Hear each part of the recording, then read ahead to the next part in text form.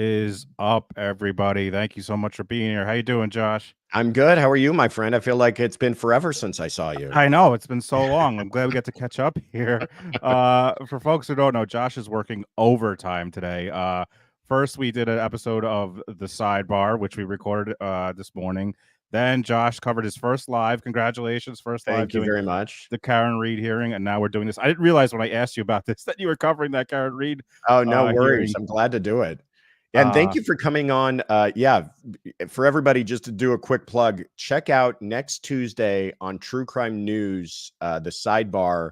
Jay is a guest on the show. And I will say, Jay, I would say this even if there weren't people watching. You did a really great job. Like I've done this enough that I know when I'm really kind of carrying some of the guests through the whole thing, but you were fabulous. And so I think people will enjoy it. So check it out.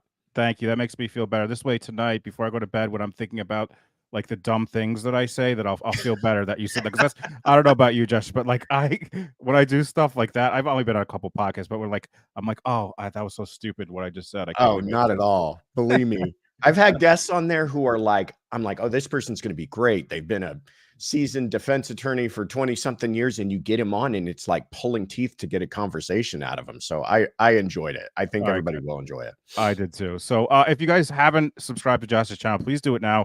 He just got memberships, folks. So and Yeah. he's going to be doing live streams, going to be doing members only stuff. So if you're on my channel, we're on both channels right now, obviously. But if you're on mine, go to Josh's, subscribe. You can become a member, and you're not going to want to miss out on that. It's awesome. And let me just ask you this before we get into this: any surprises for your first live stream? Like, well, how did you feel doing that first live? I said this at the beginning. It was a little nerve-wracking to get it going because I don't think people realize until you're sitting there doing what Jay does as if it's so effortless. There's a lot going on. Like you're watching the comments come in and you're trying to navigate between screens and you're also, you're making sure that you're actually live, confirming that that's happening. And I said, it's almost like, I feel like what it must be like flying a plane where you're looking at all the different readouts and making sure that you're keeping everything in the air. But once it got going, it was really fun. I mean, this is one of the fun things about doing this is to get people's feedback and hear questions and realize that it's all happening in real time. So once I got through the initial heart attack of realizing, okay, we're off of the launch pad and this is actually happening. It felt great. Awesome. Well, you guys definitely sub if you haven't already. If I forget if I put it in the description, if I haven't already, I'll put all Josh's link. I think I did. If you're on the replay crew, please check it out. So what I asked Josh to do today, if you guys could believe this, it is like about a month and I don't know, like 10 days before Donna Adelson is going to go to trial. And it's wild to think how soon it is. And what I thought we would do today is we're going to watch some of Charlie Adelson's testimony in his trial, just specifically as a refresher and to like talk about how it's going to affect Donna's trial, how he brings her into this, what his testimony will be that Donna will, have to like use or deny. I don't know. We're going to kind of go through it. For folks who don't know, Charlie has been called as a state's or as listed as a state's witness. So that's going to be fascinating if that happens. So yeah. All right. So I set up some times. Let me share the screen here. Yeah, And and it's a weird thing there too. I'm not quite sure. Maybe you know more about this. The state put him on as a witness, and I'm wondering if that's a kind of just to cover themselves. So in case there is a situation where they call him, they're not prevented from doing so. But usually, I mean, he's still got Fifth Amendment issues at play. So whether or not they actually call him will be one thing. But I think this will be a really interesting exercise to see how it may affect her case and if she decides to testify. Well, I'll tell you this, since I think we last talked about him being added to the witness list, the next thing that was added to the docket was like a transportation order from him I think he's in South Dakota now because he got out of Florida. Wow. So like, I think they're legit going to bring him down there, which is, Wow. and we talked about this last time, like the fact that this attorney right here, Rauschbaum, was his attorney, is now Donna's attorney, and the state's going to call him as a witness. It just seems like he can't be the attorney for Donna. But no, I mean, like you just pointed out, how will he this gentleman right here with the fabulous tie cross-examine Charlie, who was his client, and be adequately representing his current client if Charlie changes his tune on the stand, right? I mean, there's no guarantees of what Charlie's going to testify to if that actually happens. And what if he feels like he actually has to impeach his own client with prior? I mean, the whole thing, when you really take this thought experiment and see it to its logical end, it becomes illogical.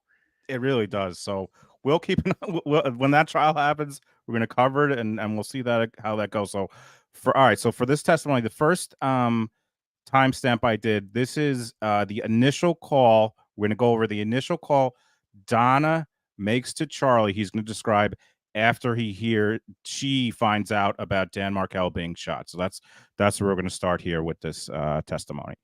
Now, at some point in time, you hear from your mom. How do you hear from your mom? I had a missed call from her, 1 or 2 missed calls, and then she texted me, "Call us ASAP."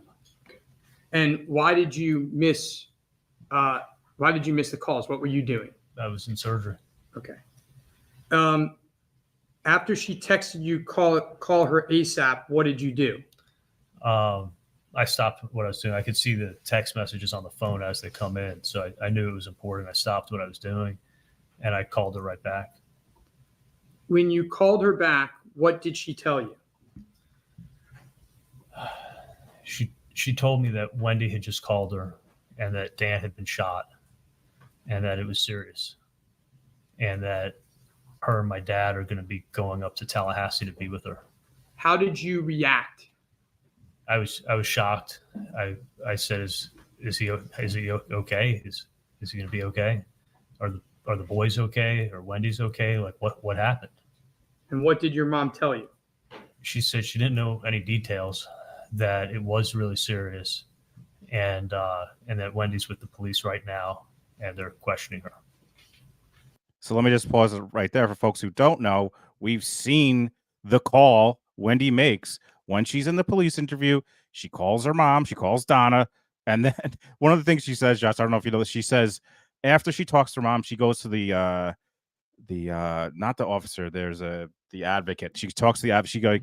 She's like, "Oh, whew, I'm glad my mom sounded surprised there," or something to that effect. And it's just like like what'd you think? She's like, "Oh, yeah, I knew about that already. But thanks for calling me." And it's such a weird thing. So weird. It's so weird. And I go back and forth on, is that a person who's legitimately, first of all, putting aside that she should at all feel like she needs to be relieved for a moment. Okay. But is that a person who's genuinely relieved at the idea that her mom knows nothing about it, according to what she's saying, right? Or is that a person who's so 3D chess diabolical that she's making sure that statement is out there for people, for her to let people know her mom is actually shocked because she's already taking part in the cover-up? She is 3D chess diabolical. That's my thought. So all right. So that's that. And one little kind of lawyerly note here. So already he is saying statements on the stand that are statements made by Donna, right? Which is hearsay. And I don't know why this was being allowed in, but it is being allowed in because he's saying my mom said X. Okay. Oh, right. And so that is hearsay. Now, there could be an exception in that they're not offering it for the truth of what is being said, but more for his state of mind as to why he reacted next. Could be that the prosecution didn't care and just like, fine, let it all in. We don't care anyways. But that is a prior statement that they know Donna has made. And if she were to testify and say something different from that, now this statement wasn't all that consequential, but if she were to say something different from that, essentially Charlie would be in a position of impeaching her. So I'm just pointing out already the kind of issues that may arise. Thank you, because that's exactly why I wanted to do this. Another thing that happens is just before I keep playing it, she calls back. They hang up awkwardly. Donna calls back to Wendy, and Wendy goes, "Please tell Charlie. Can you please? I can't deal with it right now. Tell Charlie. So I guess that's where they're gonna, get to this phone call is when she tells. So then Donna calls Charlie, and we'll continue with his testimony here. Now, after you got off the phone with your mom, what did you do? I went back to work. Okay. And did you have some communications with people after that through text messages about how you were feeling? I did. And generally speaking, how were you feeling? I wasn't feeling great. All right. I got the next. I don't need to hear about how he was feeling because he's lying. But now just a little bit forward, he's going to describe a very, very key part of this, what's going to be one of the nails in the coffin for Donna. And I'm sure what one of the nails in the coffin for him was. So here we go. I'm going to see you. How did she seem? So if you still want to come over, she said, no, I'm still coming to see you. That's Katie. How did she seem? Seemed normal. I mean, she seemed concerned, but nothing out of the ordinary. Now, are you aware that comes. after that phone call, Catherine Magbanoa had to frantically go around and try to get a babysitter for her kids? No, not at all. Now, did you speak with your mom on the way home to your house? Yeah, I called my parents also from the car. And what did you find out from your parents? That they were getting ready to leave, and that they were heading up to they were going to head up to Tallahassee, and that they were going to probably stop up in Orlando because it's late and they wouldn't get up there so they're going to spend the night in Orlando and then go up to Tallahassee. Now, you've seen text messages in this case where there's some indication your mom says outside your house, and 20 minutes later, after that text message, you say 10 minutes. Do you recall those text messages? Yes, I do. Okay. Did you see your parents that evening? No, not at all. Okay. When your mom says outside your house, does that mean to you that she was actually at your house? No, it meant that she was passing by my house outside it on the vicinity, seeing if I was home. On the phone call that you had with your mom on the way home, did you discuss anything about your parents stopping at your house? Yeah, I said, text me when you're close. If I'm home, stop by and see me, because my house is a football field length away from the exit of the turnpike. And when they were close, were you anywhere near your house? No, and I missed their text. I didn't get home for 40 minutes after that text came through. All right, so this is a massive, massive part of this case. If you folks don't know, what happens is Wendy calls Donna, and rather than Donna driving straight up to see Wendy to see what's going on, per the state's allegations and what I think the allegation is Donna goes to Charlie's house to drop off the cash. And if you believe that text message from them saying just outside is just her happened to be on the highway by his house saying, oh, I'm just outside. Hey, I could see you from the highway. I'm just outside. No, it's because Donna went to his house to give him the money. I mean, Catherine Magbanoa also testifies that the money was moldy, and she thinks it's because Donna Adelson washed it because she didn't know what laundering money means. But regardless, this is right, Josh, this is a massive, massive part that's going to be a Donna's trial too, that she is the person that didn't. And interestingly enough, one of the new discovery requests, subpoenas from the defense, is to get Donna's Sun Pass. If folks don't know what the Sun, like, it's kind of like, I don't know, it's called Easy Pass here in New York, but Sun Pass, it's like you put it on your windshield, you pay the tolls. So the defense has requested that. So I'm curious if they think that's exculpatory, like that she didn't have some sort of trip to Charlie's house. But I mean, for all intents and purposes, I think we all know Donna. What else, Josh, could that text mean? Obviously, this jury didn't believe that it was that because they came back with all the other evidence. But come on, yeah, it's just kind of a ridiculous on its face sort of explanation. But what's interesting to me is that I'm curious if they were at all thinking about Donna ever being indicted at the point that this testimony is taking place, because I mean, the state may have done something clever here by not having her indicted, and we can go into all the reasons as to why they waited. But if she were indicted at the same time, and this trial was taking place with both Charlie and Donna, her attorney would have gotten up and made a bigger issue or clarified some things or directed his testimony, even in their cross-examination of him, toward a way that would reflect, their argued innocence of her. And we don't have any of that here. And so I'm wondering, is he, in fact, by trying to explain himself, because all the attorney is concerned with at this point is Charlie's innocence, is he, in those efforts, perhaps setting some landmines or traps for Donna? Do you follow me on that? Yes, which is also why a lot of people have the theory that's why they haven't indicted Wendy yet, because they want to use, like, it's the same theory, right? Like, they want to get the testimony from her separately, because if it was the same time, it could be an issue. I totally.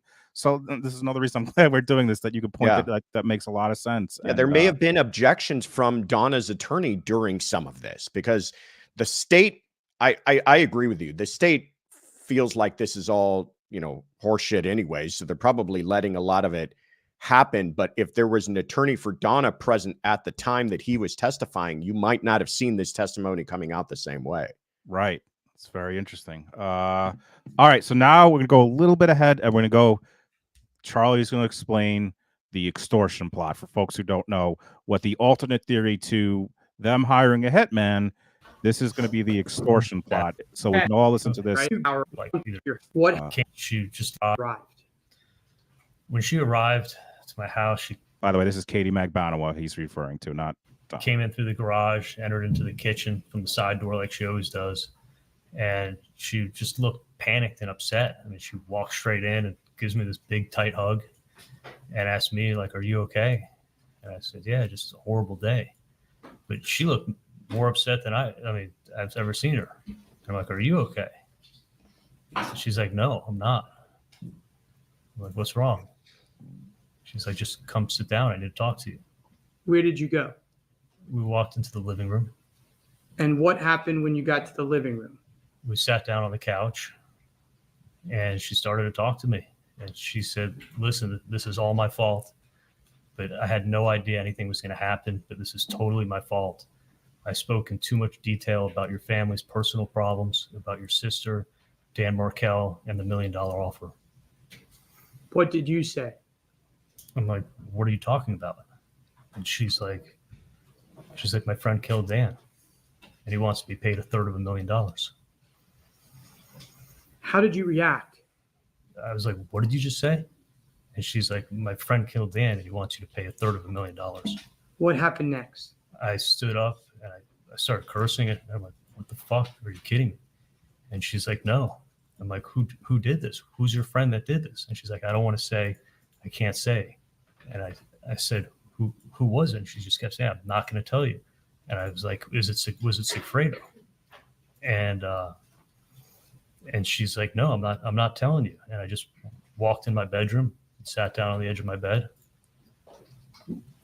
What happened when you got in the bedroom? She So I mean, that's the brilliant. So rather than just going to stealing money from Charlie or stealing money or just taking a gun, they decided that that because Katie was talking about the issues they had, these two, one Latin King, one not, these two guys go and murder Wendy's ex-husband to extort. Like, I mean, it's really, I mean, they did that's what they had to do, right? This is the defense attorney. Yeah, that's exactly what I was going to say is that they're kind of left with nothing else. I mean, it's unbelievable. It's got obvious gaping holes in its presentation, but if these are the facts that you have, you kind of have to deal with the facts that you have. And I'll be honest, it's not horrible. I mean, it does. There's a world where it's got some credibility to it. Maybe there was a way that they could have presented it to be a little bit more convincing. But, you know, the idea that there are criminal people out there and they take advantage of people, and one of the ways they do it is, you know, getting people hooked into a mess that they are rich folks and they hope that, you know, they extort them to get paid. It's like, okay, you know, that's out of a poorly written movie, but it's at least a theory. But you're absolutely right that, like, you know, does it actually hold up under cross-examination and scrutiny? Absolutely not. And really, they're just trying to get that reasonable doubt, right? They're just trying to get that one juror who's like, I could see Yeah. that. That makes sense to me. And there's no way 100%. I'm One convicted juror of is all they need. One juror to go, you know what? That kind of makes sense to me. There's a reasonable, there's a that could be a reasonable explanation for everyone's actions. Now, obviously, you know, there's a bunch of other evidence and testimony otherwise, but, you know, the theory itself at least kind of fits into the facts that they're dealing with. Right. So we're gonna get to some more facts against Charlie and Donna. This is another, I think, key piece of evidence against Donna that Charlie is a little further down here. That Charlie's gonna go over right around here. 301. What's going to happen? In August, did she make any request of you? No, that's not. He's going to insurance. Can get health insurance for her kids. She said she'll cash it, give the money to her friend, and then that way she can get health insurance for her kids. Okay, so let's break that down a little bit. She says to you she needs health insurance for her kids. Mm-hmm. And she says to you, I'm getting none of the money at all. Yeah, she said none of this is going to her. But it would really help me if $1,000 of the $3,000 can be in the form of being on the books of your business, essentially. Yes. And did you say to her, Catherine, we just did a murder. I can't put you on the books of the business because that creates a paper trail. No, we didn't just do a murder. I just got extorted. Now, what did you say to her when she made you that request? I said, I'll do it for you. No problem. I mean, I wanted to keep her happy. Now, before you did that for her, what did you have to do? I had to call my mom.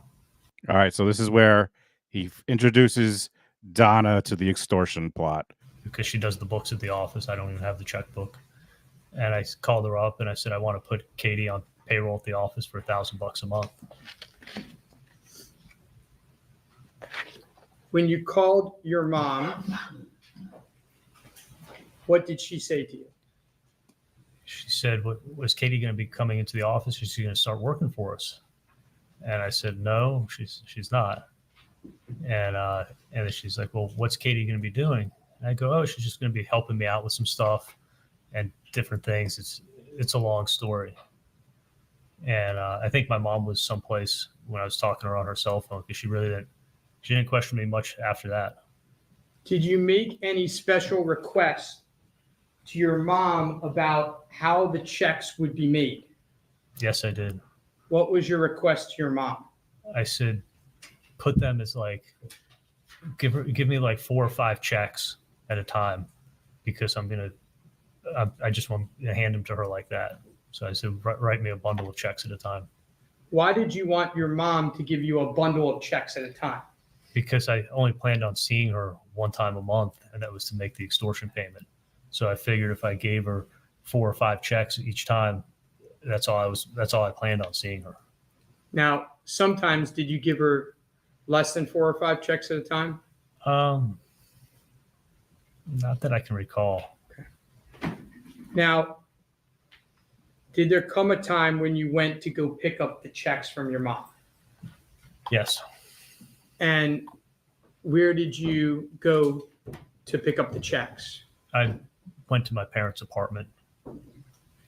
And who was there when you came to pick up the checks? My mom was there, and I don't think my dad was there at the time. He wasn't there at that time. Was he there or wasn't he? She was alone. There was no one else there. Now, when you went to go pick up the checks, what happened and what do you remember? I remember walking in, saying hi to my mom, And she's like, "Oh, the checks are over there on the counter, like you asked for." And I saw it was a white envelope, and there was a stack of checks sitting there. And she said, "What's Katie doing for you?" And I thought we'd already addressed it, but she's working at the office, and I'm like, "No, I told you she's not." She's like, "Well, $1,000 a month is a lot of money to pay somebody." And she's like, "What exactly is she doing for you?" And I said, it's a long story. And then she said, "Well, I'm your mom. Like, tell me. Like, don't just tell me it's a long story." So this time she was like, and I was face to face with her, and she was more persistent in asking me, what the heck's going on? Are you still dating her? And I'm like, "No, we're definitely not dating anymore." She's like, "Well, why are you giving her $1,000 a month? This makes no sense." What happened next? I told my mom, I wanted to tell somebody, because if I get killed, at least somebody will know where to look or what it could have been about. So I wanted my mom to know what happened, but I also didn't want her saying anything to anybody. So I told my mom, I said, "Listen, I'm going to tell you something, but I never want to talk about it again. I never want you to talk to me about it on the phone. Don't talk about it anywhere. And please, whatever you do not say anything to Dad. Do not say anything to Wendy. Do not try to make me go to the police, because I'm not going. You got to promise me all that, and then I'll tell you." And what did you tell your mom? I told her that the night of the 18th, I got extorted for $250,000. How did your mom react? She flipped out, and she's like, "What do you mean? Like, what is this about? Like, you know who killed Dan?" What did she want to do? She wanted to go to the police. And what did you tell her? I said, "Absolutely not." I said, "It's not going to bring Dan back. I go, you're just going to end up getting me killed, or they'll come after somebody in the family." Go ahead, Josh. Yeah. I mean, so, okay. There's a lot to chew on there. We can all agree this is a fully fabricated conversation, right? Oh yeah. Okay. Why are they interjecting? Why give all of this detail? Why give all of this subtext? Why give us this entire fabricated conversation here? And I know that they're trying to somehow explain in the moment, right?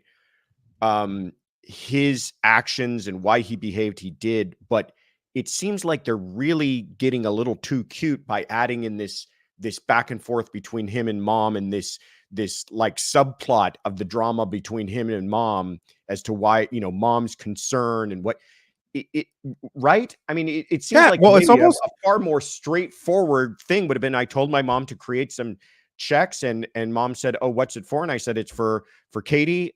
She's going to be doing some work for me." Okay, moving on. Yeah. But now we've got this scene, of the drama and the back and forth, and you need to go to police, and no, I can't. I'm being extorted. What is the point of it? I mean, Josh, it's almost like they're preemptively defending Donna Adelson. It almost sounds like that. In Charlie Adelson's trial. That's like Dan Rauschbaum, who now represents Donna, shocking after this, they're basically trying to explain to this jury, who is not there for Donna, that why Donna would have just wrote those checks. Because ultimately what this comes down to, people, Donna Adelson wrote the checks that the Katie Magbanua, the conduit for the hitman, cashed after the murder. Like, I don't care. I mean, no one's going to believe, but really, why, to your point, this is what we're watching right now is Charlie Adelson's trial. Why so much detail? Oh, I know Wendy wasn't there. I know my dad wasn't there. And she asked this. It's like they're defending Donna here in Charlie's trial. Yeah, they're giving a lot of attention is being paid to what Donna knew and when, and what Donna's reaction to that was, when it's really not material to his case at this moment, unless one theory being you're contemplating that they know she might be a defendant later on. Yeah. I mean, I said when I was watching this trial, I'm like, this is essentially Donna's trial too. It really just, I mean, because ultimately it is. Ultimately, this was the third trial. Ultimately, the evidence leads back to the biggest players being Charlie and Donna It just does. There's just no way to. You can't sugarcoat it. Like she was involved. Like we have the texts. We have the money. We have this paper trail. These checks. So you're to believe that Donna Adelson, who you're going to learn in openings very quickly, and Wendy, who's usually like one of the first witnesses, is enmeshed in this family. She's enmeshed with Wendy. She's enmeshed with Charlie, and she was just like, all right. Initially, she's like, all right, I'll just write some checks. I'm not. And then she's like, oh, wait, you're being, so she just says, you're being black, you're being extorted. All right, call the police. But then she's like, all right, I'll listen to her.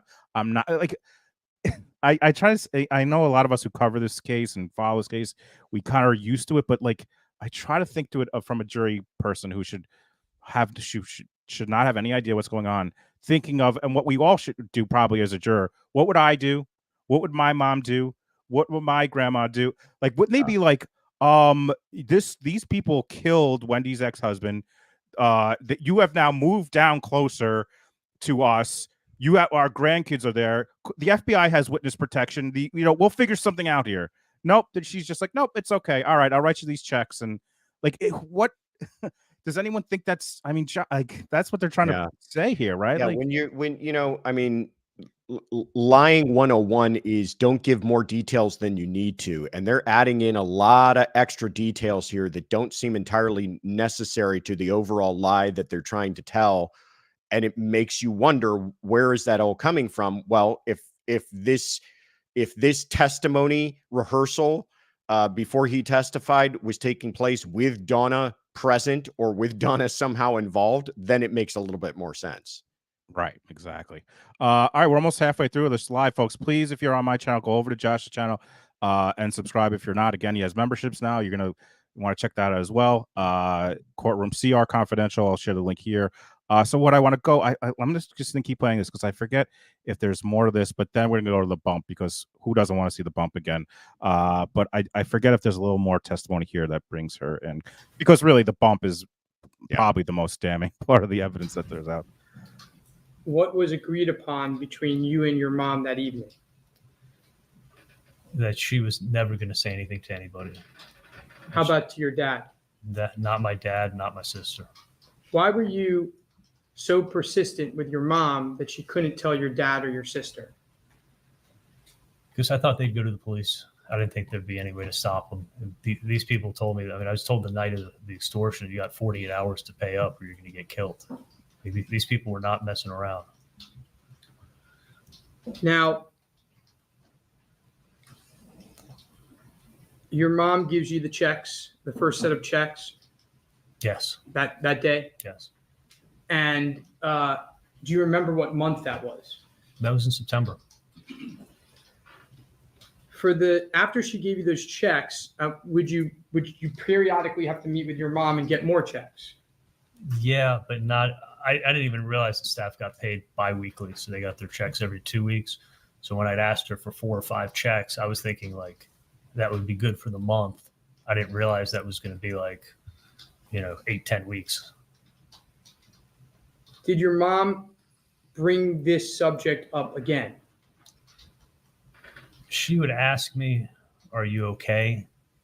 She asked me, "Do you need anything?" She said, "Do you need money?" I'm like, "No, I don't want you guys getting involved. It's bad enough that I'm involved in this." I mean, I just got to pause this again because, like, so you have to believe this just grandmother who's watching their grandkids take just every day is living knowing that there are these hitmen who are potentially going to kill her son, and know about her grandkids, know about her daughter, and she's just like, I just want to make sure you're okay today, honey. Is everything okay with the hitmen today? Like, it's just such an absurd thing to think about, that she's just living her life every day thinking, oh, I just want to make sure you're okay, honey. Do you need an extra couple 200 for the hitmen today, this week? Do you need a little extra for the hitmen? Is everything all right with the hitmen? They're heroes, Jay. They're heroes in how they dealt with this adversity at the time of being extorted and taking that burden on themselves and dealing with these life or death decisions. Yeah, it's like he cannot help himself even in this moment to try to make himself look good too.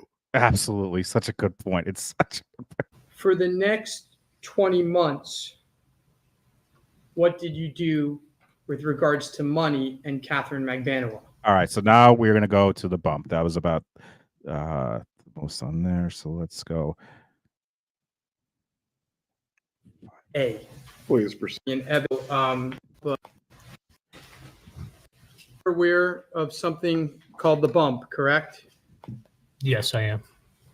And you're aware that as a result of the bump, a whole host of calls happen after it, correct? Yes. Judge, I promise not to play every call, but we're going to play some. So, Now I'm going to show you something that's free. Folks, what happens during the trial is they fumble. The defense doesn't know how to get the thing. There's a whole long pause. And the interesting thing is when they do play it, I'm going to show you guys something because I'm not going to watch it, but watch this. We're going to watch the bump, but the defense. You're not paying the sun pass? What was I going to say? Do you mind paying my... Just has audio. It's not a great audio. So that's why we're going to go to the prosecution's because first of all, it has the bump. We're going to watch the bump, but the prosecution did such a good job of presenting the case. Not only do they show the bump and the call after, since it's not great audio, they have like the caption. Yeah. I'll show you guys to explain. They do such, even with the text messages, like the defense puts up like that. It almost looks like it's from Celebrite, where it's like the line, where you know the prosecution has like the actual text messages that you can read. Really, the presentation. To me, from all the trials I've filed, I say this a lot, but their presentation is probably the best that I've seen. How you going? All right, here we go. For folks who don't know, here's going to be Donna Adelson walking from her condo to go pick up her. Think about this. She's walking from her condo to pick up her grandkids from school.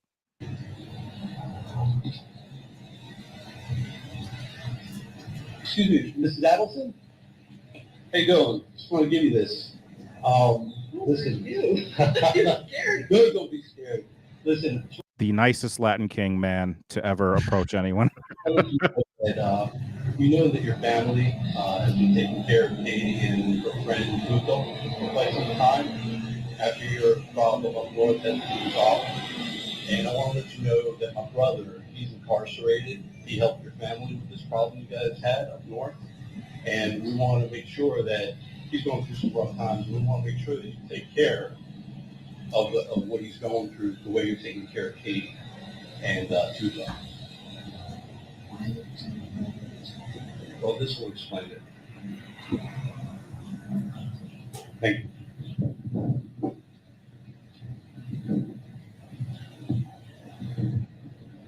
Doesn't look at it. Nope. It's the walk sign. All right, let me just hit this. I'm just gonna keep about my day. Nothing to see here. So for folks who don't know, she just walked to go pick up her grandkids from school after this. Doesn't call the police. Just a nice casually. She's running in her head like, what's happening? How am I going to get Doesn't look at the paper though. You've just had what should be the most shocking moment in your life take place. Great You're point. not going to look at the piece of paper. Great point. There it is. The school. Walks right to it. Conclusion of the bump. She goes into the elementary school there, to the door to the right, goes inside and retrieves the children, and then goes back to the icon back across the street. And are those Wendy and Dan Markell's children? Yes, they are. So they're in school just literally less than a block over? Right across the street from where she lives. Okay. And when the undercover bumps Mrs. Adelson, do we know if she had a cell phone on her person? We don't know that. Okay, but you didn't take one out and make a phone call. She did not. At this time, Your Honor, I will ask to publish what's marked as Call A on the introduce the all at this time.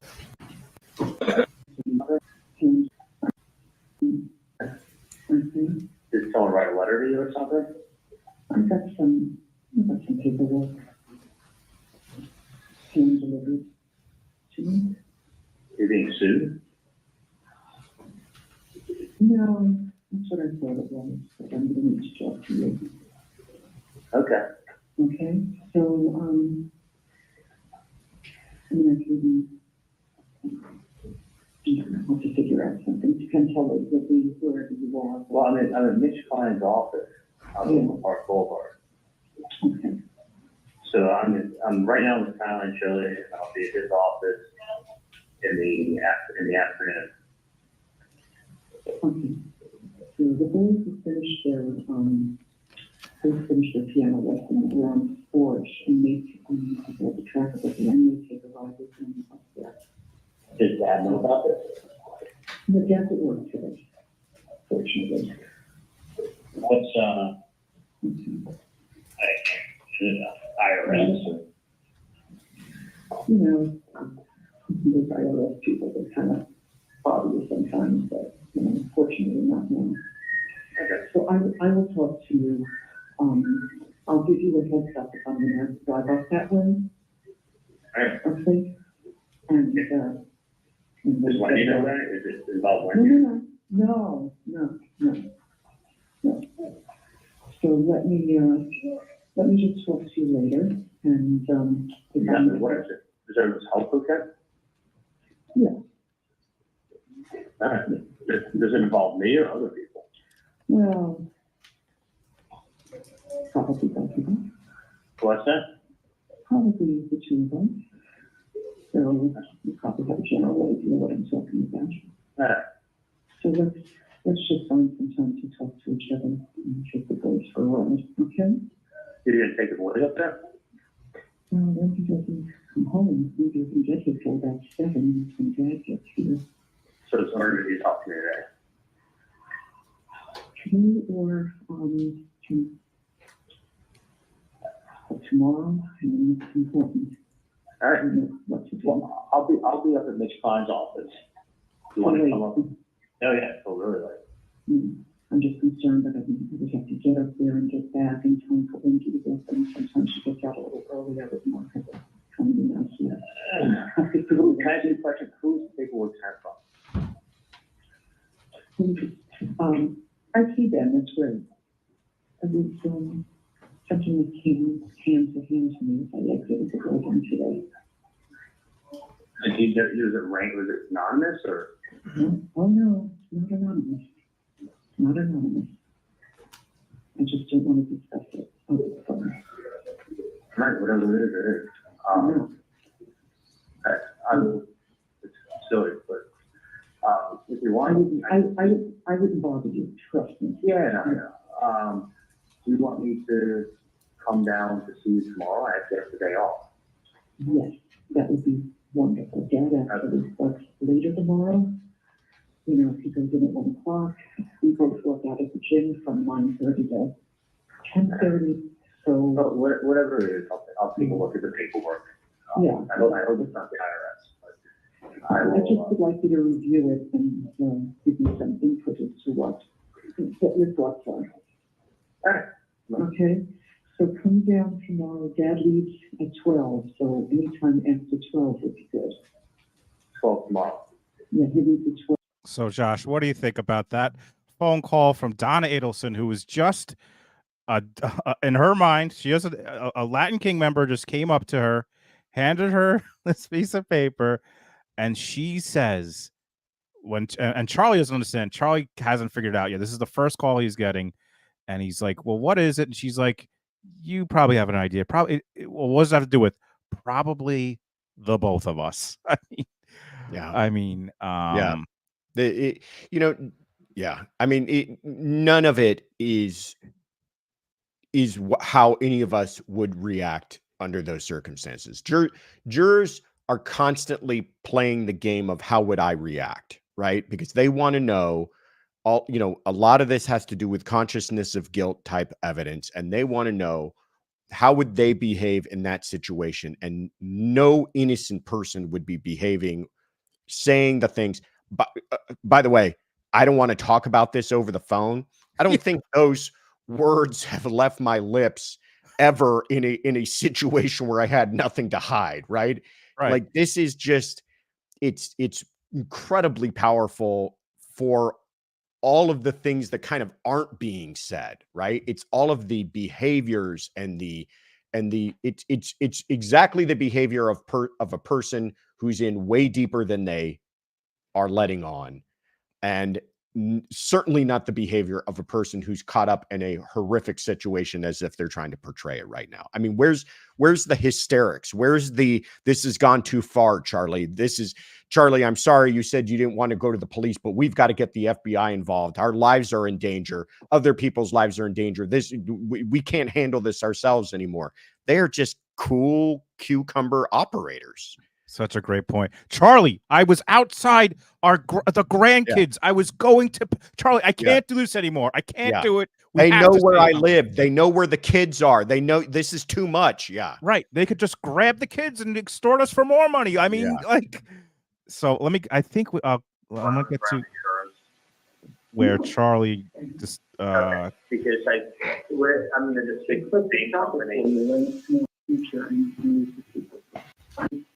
No, that's what I thought it was. So again, as you can see, the defense doesn't have that thing. You just got to listen. They don't have. That's why I went. Okay. So,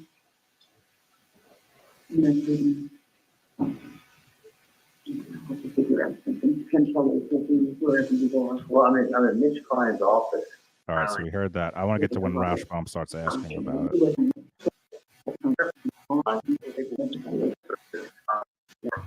Anytime after 12 is good. 12 tomorrow. You call your mom. All right, here's the explanation. You call your mom back and you start talking about the Sun Pass. Does that have anything to do with this case, the Sun Pass? Is it code? Sun Pass is not code.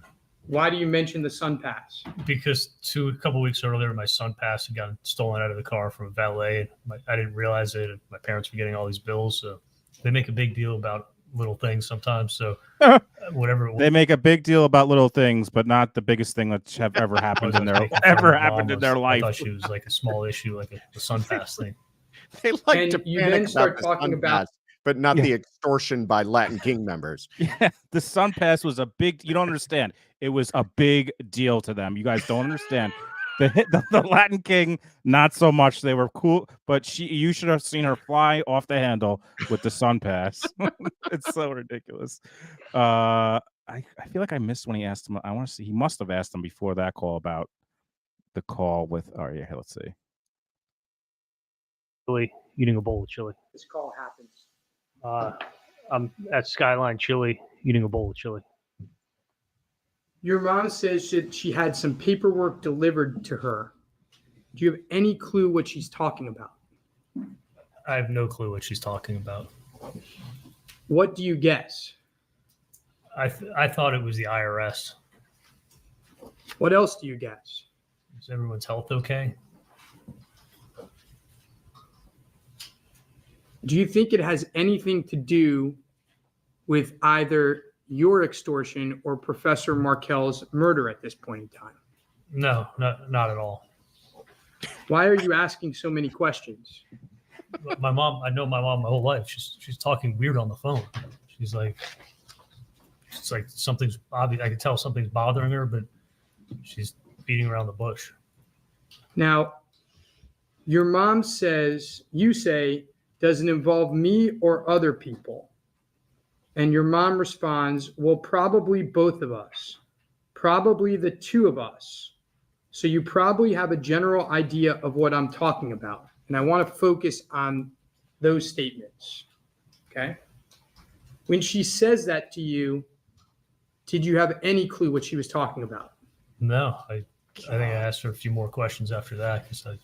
Now, as the calls progress, do you know what she's talking about?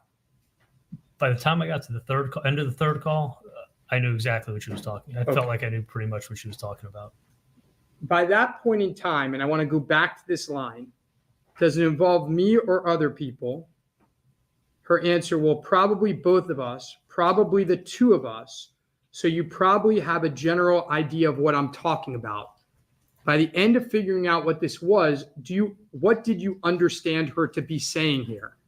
By the time I got down to the third call, I realized fully what she was talking about in this call, in that she's getting extorted. And so why the two of us? She knows I was extorted 2 years earlier, and it's the same people that are coming to extort her for money. So she's trying to say like it's the same thing that happened to you is happening to me. And just to be clear, about a month and a half after the extortion of you, who did you tell?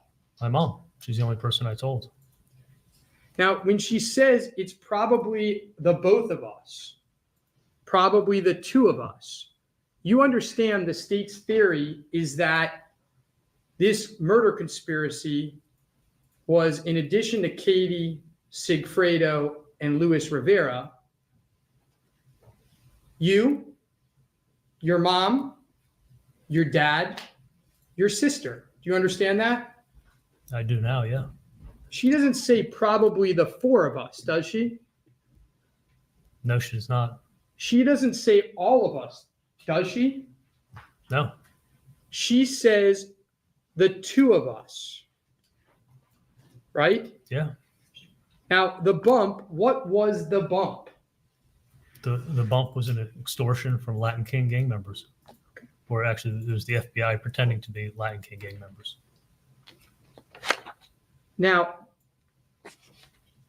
on this call, there's discussion about your dad's schedule. Do you recall that? Before we get to, what do you think about that? Where he's like, she didn't mention your dad. She didn't mention Wendy. Again, why are we bringing that up? Why is that? Why are we? What do you think I'm not quite sure where he's going with that. I feel it's because he feels like he represents the Both of them. collective Adelsons. Yeah. Wendy, Donna, Harvey. He's like the family. He's a consigliere. He's like, it's just like everything. Like, it's so weird. And then you kind of point that out, and like it made a lot of sense. Like he's like defending everyone. Why is he bringing them up? Who cares? No one's bringing up like, Wendy. No one's bringing up Donna. This is Charlie Adelson's trial we're watching. Like, yeah, and it was such a he's using a bit of courtroom flair there to really try to drive that point home with the jurors. And again, I'm a little lost as to how that's moving the needle on Charlie at this exact moment, unless, like you said, he realizes this is his career case and he's going to be representing a couple more members of this family later on. Yeah, and so as it pertains to Donna's trial, like, she's married to that, right? Like, she can't come. Whatever Charlie's saying here, that, as you said, which is hearsay, but whatever he's saying that she kind of talks to him about, she can't come out now and have her trial and say something completely different, right? I mean, I guess she couldn't say her son's just a filthy liar, or yeah. I mean, yeah. Okay, that's a great question, because how does this hamstring her testimony? She could say, well, that was his impression and his state of mind as to what this conversation was about. But my impression and state of mind was that it was A, B, C, and D. I mean, she could, to some extent, abandon herself from it. But again, you've got the complications of the same attorney would likely be examining her as she's doing that. And I don't know how much of his prior testimony may sneak in to her testimony. Again, it just, I see nothing but problems for the attorney representing the both of them. But as far as if she had separate counsel completely and it was clean, she might be able to divorce herself from some of this by saying, well, that was his state of mind. And that's what he thought.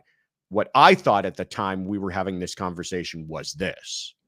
And by the way, that's with me inferring that she's going to testify. She may not. Right. I very much think she's going to, because she can't shut up. She can't keep her mouth shut. I mean, she kind of has to, right? Right. I think she does. She has to. How she, like, the evidence is so bad that she has to try to explain it. For nothing else than the bump. She's got to explain all of that. Explain why she behaved the way she did and why she made the phone calls that she did and why she had this cryptic conversation with her son and why she never went to the police. I mean, there's a lot of explaining she has to do to the jury. And I don't think there's any way else to get that in front of a jury without it coming from her own mouth. And by the way, if you guys thought Charlie was bad, so they had, like, just think about all those emails that Donna's gonna have to own up to from during the divorce, calling, saying all that awful things about Dan and what they would do, and like, it's just gonna be a fascinating trial to watch.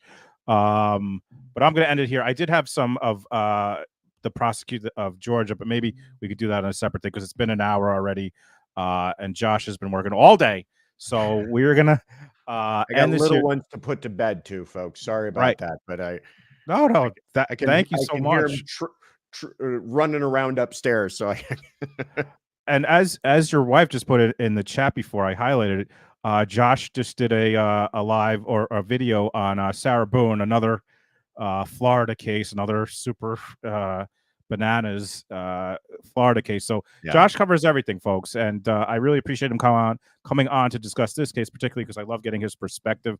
You know, as a former prosecutor and as a criminal defense attorney. And again, maybe we'll watch. Maybe we'll do another live where we watch some of the prosecution because it's so absolutely. awesome. It's so Yeah. awesome to see Georgia kind of pick at the little pieces of this story.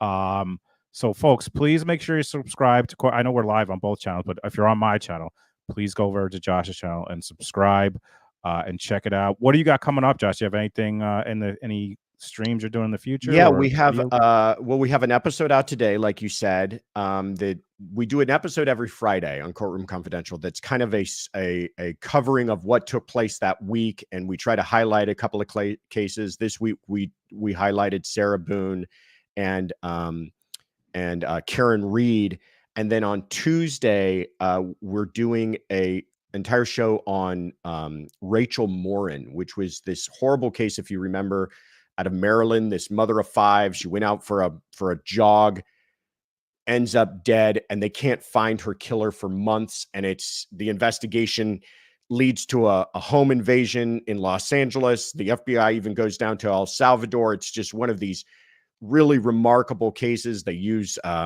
genetic genealogy to track this guy down. So I did a whole kind of overview of that case that we're gonna drop on Tuesday. So if you guys are interested, I found the whole thing fascinating. I think everybody would enjoy it. Yes, guys. So please check that out. Check out all of Josh's content. It's all really great, and we really appreciate you guys watching this with us. I'm gonna send you guys to Publicly Buzz has a stream tonight right after us. I'm gonna send you guys to that. So check that out. He's giving out a T-shirt. You're not gonna want to miss that. And I think that's it, guys. Thank you so much, everyone, for being here. We really appreciate it.